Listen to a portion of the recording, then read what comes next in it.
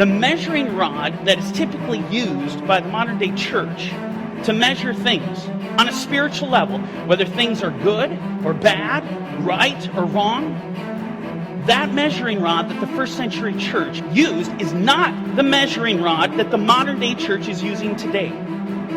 The only thing that Peter considered Scripture was the Tanakh, the Old Testament. That's it. New Testament did not exist. The only thing in his mind that he considered Scripture was the Old Testament. When someone purports that, hey, the Bible tells us the law has been done away with, and we as Christians, we don't need to keep it.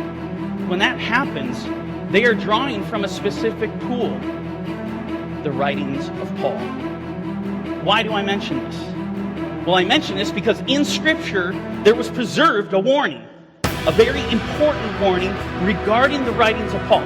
Not that Paul was a false apostle, not that he was a heretic. Now, this is Peter's disclaimer.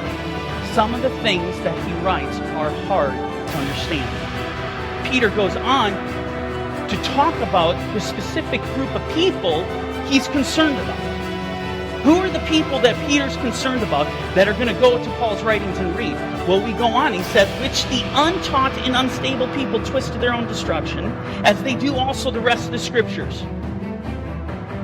Let me ask you a question. Untaught in what? Untaught in economics, psychology, physics?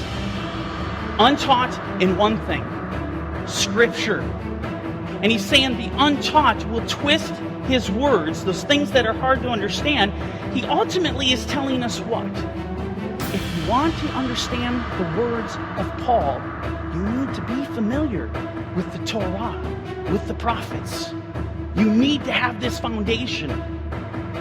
This kind of information has the power to move mountains. It has the power to move believers to reassess how they approach the Bible. And let me tell you something, when you get that, when that concept sinks down into your heart and into your mind, it changes the entire way you approach Scripture.